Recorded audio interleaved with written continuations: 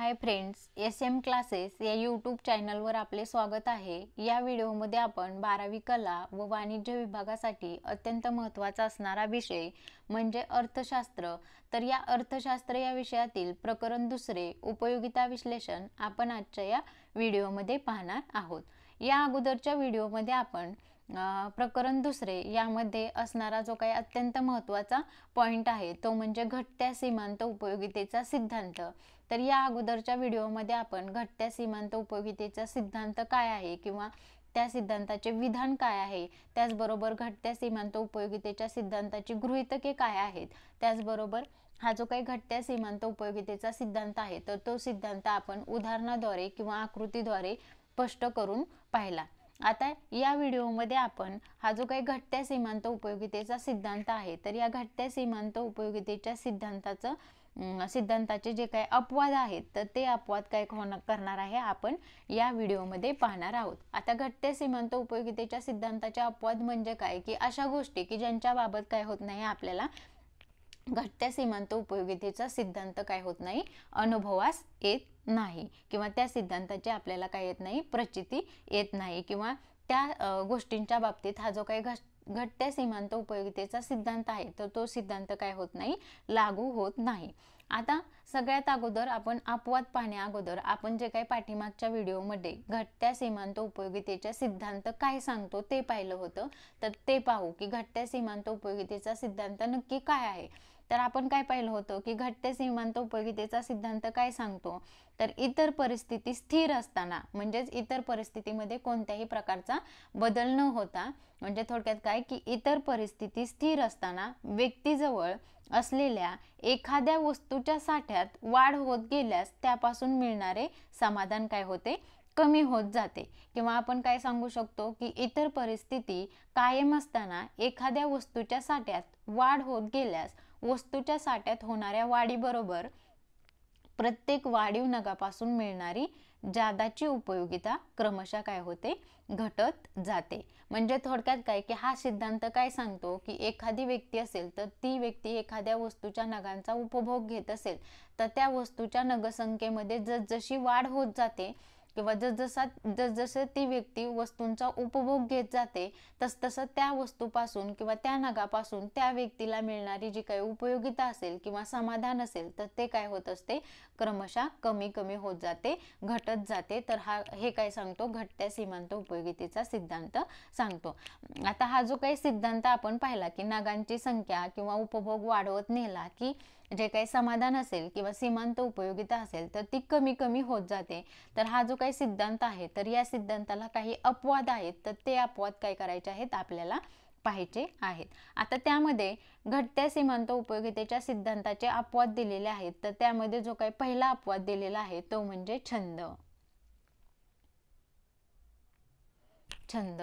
आता आपण पाहतो एखादी व्यक्ती असेल तर त्या व्यक्तीला काय असतं, विविध छंद असतात। फॉर एक्झाम्पल पोस्टाची विविध तिकिटे गोळा करणे असेल, दुर्मिळ नाणी व दुर्मिळ चित्रे यांचा संग्रह करणे असेल, संगीत ऐकणे असेल किंवा पुस्तकाचे वाचन करणे असेल, तर यांसारखा छंद असणाऱ्या ज्या काही व्यक्ती असतात तर या व्यक्तींच्या बाबतीत हा सिद्धांत काय होत नाही, अनुभवास येत नाही।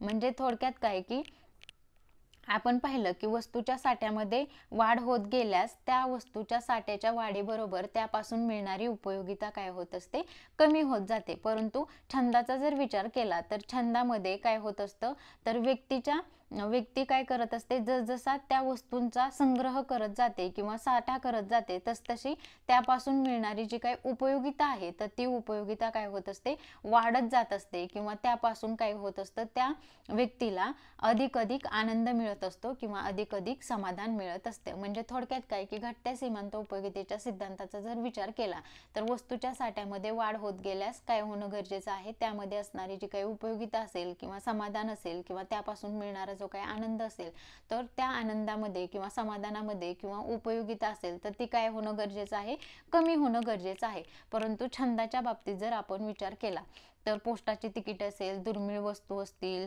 किंवा संगीत ऐकणे असेल किंवा पुस्तकाचे वाचन करणे असेल, तर असे जे काही छंद असतील तर त्या छंदांच्या बाबतीत उपभोक्ता जसजसा काय करत असतो, साठ्यामध्ये वाढ होत जाते त्या उपभोक्त्याच्या, तसतसं त्याला मिळणारं जे काही समाधान असेल किंवा त्याला मिळणारा जो काही आनंद असेल तर तो आनंद कमी होण्याऐवजी काय होत असतो, साठ्याच्या वाढीबरोबर अधिक आनंद प्राप्त होत असतो. म्हणजे छंदाच्या बाबतीत घटत्या सीमांत उपयोगितेचा सिद्धांत काय होत नाही, अनुभवास येत नाही.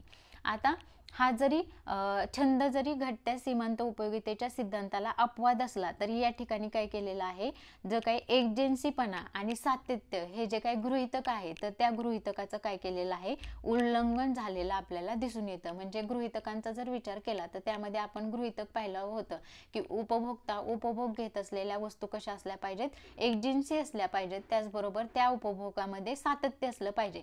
परंतु छंदाचा जर विचार केला तर त्यामध्ये तिकीट असतील किंवा दुर्मिळ नाणी असतील किंवा दुर्मिळ चित्रे असतील तर ह्या काय वस्तू नसणार आहेत, एकजिन्सी नसणार आहेत. त्याचबरोबर त्यांचा संग्रह किंवा साठवण करत असताना त्यामध्ये काय नसणार आहे, सातत्य नसणार आहे. म्हणजे जरी छंद हा घटत्या सीमांत उपयोगितेच्या सिद्धांताला अपवाद ठरत असला तरी या ठिकाणी जे काही एकजिन्सीपणा आणि सातत्य हे जे काही गृहीतक आपण गृहीत धरलं होतं तर या गृहीतकाचं उल्लंघन केलेलं आपल्याला दिसतं किंवा या ठिकाणी एकजिन्सीपणा व सातत्य या गृहीतकाचं उल्लंघन झालेलं आहे.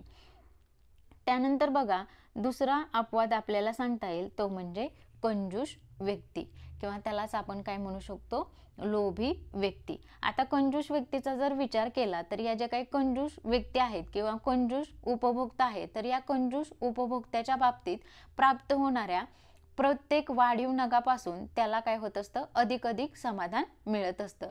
कारण काय तर तो काय असतो, लोभी असतो किंवा अविवेकी असतो. त्यामुळे तो जो काही उपभोग घेत आहे, ज्या नगांचा किंवा वस्तूंचा उपभोग घेत आहे तर त्या नगापासून त्याला काय होत असतं, अधिकच समाधान प्राप्त होत जातं. म्हणजे घटत्या सीमांत उपयोगितेचा सिद्धांताचा जर आपण विचार केला तर उपभोक्त्याने उपभोग घेत असलेल्या जे काही वस्तू आहेत किंवा नग आहेत तर त्या नगाचं प्रमाण वाढत गेलं तर जे काही उपयोगिता आहे किंवा समाधान आहे तर ते काय होतं, कमी होत जातं. परंतु लोभी व्यक्तीचा जर आपण विचार केला तर त्या व्यक्तीनं कितीही नगांचं सेवन केलं किंवा कितीही वस्तूंचा उपभोग घेतला तरी तो व्यक्ती लोभी असल्यामुळे किंवा अविवेकी असल्यामुळे त्या व्यक्तीला त्या वाढणाऱ्या नगांबरोबर जे काही समाधान आहे तर ते समाधान पण काय होत असतं, अधिक वाढत जातं. म्हणजे या कंजूस व्यक्तीच्या बाबतीत किंवा लोभी व्यक्तीच्या बाबतीत किंवा अविवेकी व्यक्तीच्या बाबतीत पण काय होत नाही, हा सिद्धांत लागू होत नाही किंवा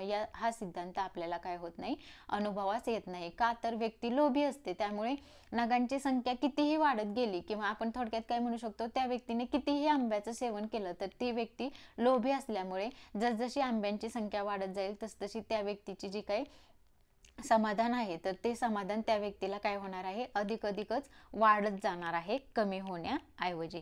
म्हणजे कंजूस व्यक्तीच्या बाबतीत पण काय होत नाही, हा जो काही सिद्धांत आहे तर तो सिद्धांत काय होत नाही, लागू होत नाही किंवा आपल्याला अनुभवास येत नाही. किंवा कंजूस व्यक्तीचा जर आपण विचार केला तर पैशाच्या बाबतीत जर विचार केला तर एखादी कंजूस व्यक्ती असेल किंवा लोभी व्यक्ती असेल तर त्या व्यक्तीकडे असणारा जो काही पैशाचा साठा आहे तर त्या पैशाच्या साठ्यात कितीही वाढ होत गेली तरीही पैशाची जी काही सीमांत उपयोगिता आहे तर ती सीमांत उपयोगिता काय होणार आहे, वाढतच जाणार आहे. का तर ती व्यक्ती लोभी असल्यामुळे त्या व्यक्तीकडे कितीही पैसा असला तरी त्या व्यक्तीला अजून आपल्याकडे पैसा असावा असं काय होणार आहे, वाटणार आहे. म्हणजे थोडक्यात काय की ही जी काही लोभी व्यक्ती आहे तर या लोभी व्यक्तीच्या बाबतीत काय होत नाही, आपल्याला घटत्या सीमांत उपयोगितेच्या सिद्धांताचा अनुभव येत नाही. आता या ठिकाणी पण बघा, जरी कंजूस व्यक्ती किंवा लोभी व्यक्ती किंवा अविवेकी व्यक्ती या व्यक्ती काय असतील, घटत्या सीमांत उपयोगितेच्या सिद्धांताला अपवाद असतील तरी या ठिकाणी पण काय केलेलं आहे, आपण जे काही विवेकशीलता हे गृहीतक पाहिलेलं आहे तर त्या विवेकशीलता या गृहीतकाचं या ठिकाणी उल्लंघन झालेलं आपल्याला दिसतं. म्हणजे गृहीतकाचा जर विचार केला तर आपण गृहीतकामध्ये काय गृहीत धरलं होतं तर उपभोग घेत असणारी व्यक्ती ही काय असली पाहिजे, विवेकशील असली पाहिजे, परंतु कंजूस व्यक्ती किंवा लोभी व्यक्ती ही काय आहे, अविवेकी आहे. म्हणजे या ठिकाणी कंजूस व्यक्ती किंवा लोभी व्यक्ती जरी घटत्या सीमांत उपयोगितेच्या सिद्धांताला अपवाद ठरत असली तरी या ठिकाणी काय झालेलं आहे, विवेकशीलता या गृहीतकाचं काय केलेलं आहे, उल्लंघन झाल्याचं आपल्याला दिसतं. त्यानंतर बघा पुढचं जे काही पुढचा जो काही अपवाद आहे तो अपवाद आहे व्यसन. आता जे काही व्यसनी व्यक्ती असतील तर या व्यसनी व्यक्तीच्या बाबतीत पण काय होत नाही, हा सिद्धांत लागू होत नाही किंवा हा सिद्धांत आपल्याला अनुभवास येत नाही. मग व्यसनी व्यक्तींचा जर विचार केला तर व्यसनी व्यक्तींच्या बाबतीत असे आढळून येते की मद्याच्या प्रत्येक वाढीव नगाच्या उपभोगाबरोबर त्याची नशेची पातळी काय होत असते, वाढत जाते. त्यामुळे मद्यपी व्यक्तीची सीमांत उपयोगिता वाढल्यासारखे वाटते. म्हणजे थोडक्यात काय की जी काही व्यसनी व्यक्ती असेल तर त्या व्यसनी व्यक्ती काय करेल, जेवढं मद्याचं सेवन करेल तेवढी जी काही उपयोगिता आहे किंवा तिचं जे काही नशेचं प्रमाण आहे तर ते नशेचं प्रमाण काय होणार आहे, वाढतच जाणार आहे. म्हणजे घटत्या सीमांत उपयोगितेच्या सिद्धांतानुसार काय, नगांचा उपभोग घेतल्यानंतर किंवा सेवन केल्यानंतर काय होतं, सीमांत उपयोगिता कमी होते. परंतु जर व्यसनी व्यक्तीच्या बाबतीत जर विचार केला तर व्यसनी व्यक्तीच्या बाबतीत असं आढळून येतं की मद्याच्या प्रत्येक वाढीव नगाच्या उपभोगाबरोबर त्याची जी काही नशेची पातळी आहे तर ती नशेची पातळी काय होत असल्याचं आपल्याला दिसून येतं, वाढत असल्याचं दिसून येतं. म्हणजे व्यसनी व्यक्ती ह्या पण काय आहेत, घटत्या सीमांत उपयोगितेच्या सिद्धांताला अपवाद आहेत. आणि ही जी काही स्थिती आहे तर ती स्थिती जवळजवळ काय होत असते, सर्वच व्यसनांच्या बाबतीत काय होत असते, लागू होत असते. मग हा जो काही व्यसनी व्यक्ती आहे तर तो व्यसनी व्यक्ती जरी घटत्या सीमांत उपयोगितेच्या सिद्धांताला अपवाद ठरत असला तरी या ठिकाणी पण काय झालेलं आहे, जे काही विवेकशीलता आहे तर या विवेकशीलता ह्या गृहीतकाचं काय केलेलं आहे, उल्लंघन झालेलं आपल्याला दिसून येतं. म्हणजे व्यसनी व्यक्ती ही काय नसणार आहे, विवेकशील नसणार आहे. म्हणून या ठिकाणी विवेकशीलता या गृहीतकाचं आपल्याला काय दिसतं, उल्लंघन केलेलं दिसतं. त्यानंतर बघा पुढचा अपवाद आहे तो म्हणजे सत्ता. आता सत्तेचा जर विचार केला तर व्यक्तीला जसजशी सत्ता प्राप्त होते तसतशी सत्तेची जी काही लालसा आहे तर ती लालसा काय होत असते, वाढत जाते आणि ती जास्तीत जास्त सत्ता मिळवण्याचा काय करते, प्रयत्न करते.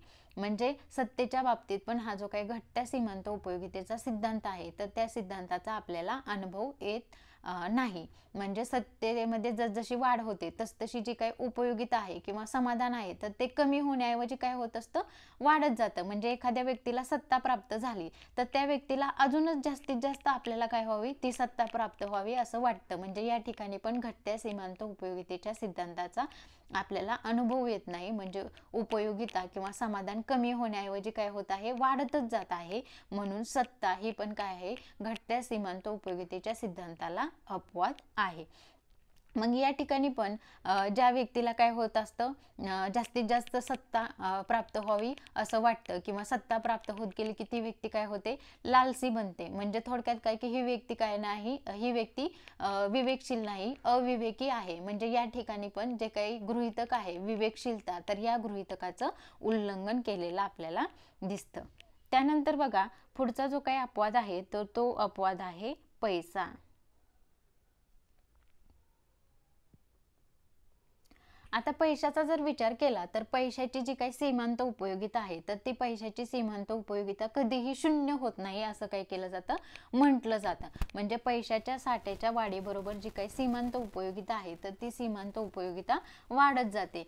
का तर ज्या काही विविध गरजा असतील तर त्या विविध गरजा भागवताना काय करावं लागतं, अनेक वस्तू व सेवांची खरेदी करण्यासाठी विनिमयाचे माध्यम म्हणून काय केलं जातं, पैशाचा वापर केला जातो. त्यामुळे पैशाच्या साठ्याच्या वाढीबरोबर काय होत असतं, पैशाची जी काही सीमांत उपयोगिता आहे तर ती सीमांत उपयोगिता काय होते, आपल्याला वाढतच जात असताना दिसते. म्हणजे या ठिकाणी जर आपण घटत्या सीमांत उपयोगितेचा सिद्धांत जर लागू करायचा म्हटलं तर पैशाच्या साठ्यामध्ये वाढ होत गेली की काय झालं पाहिजे, पैशाची जी काही सीमांत उपयोगिता आहे तर ती सीमांत उपयोगिता कमी झाली पाहिजे. परंतु पैशाचा जर आपण प्रत्यक्षात विचार केला तर पैशाच्या साठ्यामध्ये जसजशी वाढ होत जाते तसतशी पैशापासून मिळणारी जी काही सीमांत उपयोगिता आहे तर ती सीमांत उपयोगिता आपल्याला काय होत असते, वाढतच जाताना दिसते.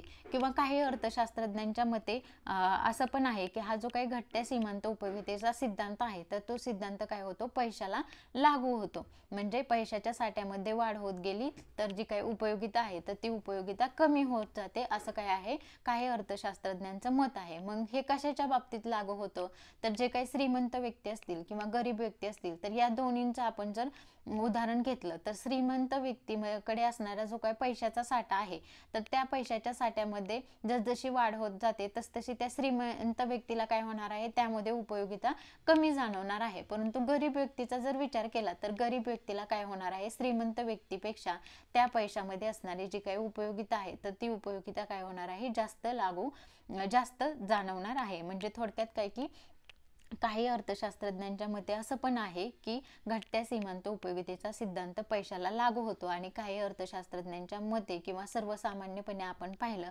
तर पैशाचा जर विचार केला तर पैसा हा पण काय आहे, घटत्या सीमांत उपयोगितेच्या सिद्धांताला अपवाद असल्याचं आपल्याला दिसतं. तर हे सर्व काय आहेत, घटत्या सीमांत उपयोगितेच्या सिद्धांताचे अपवाद आहेत. त्यामध्ये पहिला अपवाद आपण पाहिला घटत्या सीमांत उपयोगितेच्या सिद्धांताचे अपवाद. त्यामध्ये पहिला अपवाद पाहिला छंद, दुसरा अपवाद पाहिला कंजूस व्यक्ती, तिसरा अपवाद पाहिला आपण ज्या काही व्यसनी व्यक्ती असतील तर त्या व्यसनी व्यक्ती पण काय ठरतात, या सिद्धांताला अपवाद ठरतात.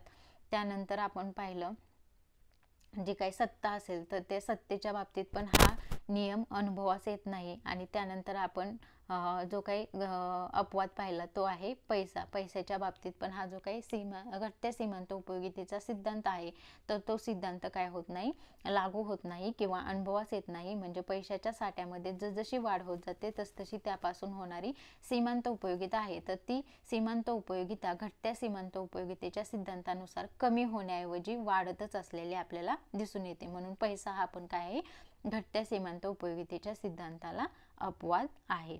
तर हे जे काय वरील सर्व आहेत तर हे सर्व बाबी काय आहेत, घटत्या सीमांत उपयोगितेच्या सिद्धांताच्या काय केल्या जातात, अपवाद मानले जातात.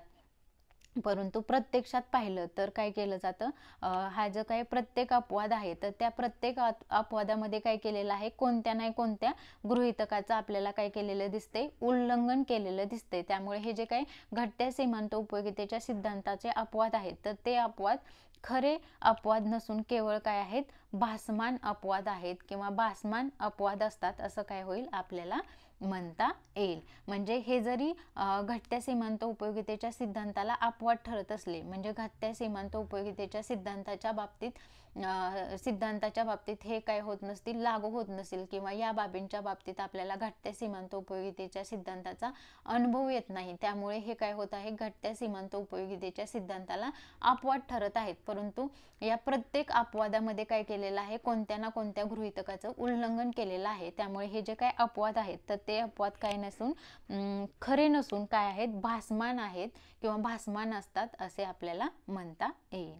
तर हे सर्व काय आहेत, घटत्या सीमांत उपयोगितेच्या सिद्धांताचे अपवाद आहेत की ज्यामध्ये काय केलं जात नाही, घटत्या सीमांत उपयोगितेच्या सिद्धांताचा अनुभव येत नाही. म्हणजे वस्तूच्या साठ्यामध्ये जसजसा वाढ होत जातो तसतसं त्यापासून मिळणारी सीमांत उपयोगिता काय होते, कमी होत जाते असं आपल्याला काय सांगतो, घटत्या सीमांत उपयोगितेचा सिद्धांत सांगतो. परंतु या अपवादांचा जर आपण विचार केला, छंद असेल, कंजूस व्यक्ती असेल, व्यसनी व्यक्ती असेल, पैसा असेल, तर हे जे काही अपवाद आहेत तर या अपवादामध्ये वस्तूचा साठा जसजसा वाढत जातो तसतसं घटत्या सीमांत उपयोगितेच्या सिद्धांताप्रमाणे जी काही सीमांत उपयोगिता आहे तर ती सीमांत उपयोगिता कमी होण्याऐवजी या ठिकाणी किंवा या अपवादामध्ये काय होत असतं, वस्तूच्या साठ्यामध्ये जसजशी वाढ होते तसतशी त्यापासून मिळणारी सीमांत उपयोगिता ही काय होते, वाढतच जाताना आपल्याला दिसते. त्यामुळे हे सर्व काय आहेत, घटत्या सीमांत उपयोगितेच्या सिद्धांताला अपवाद आहेत.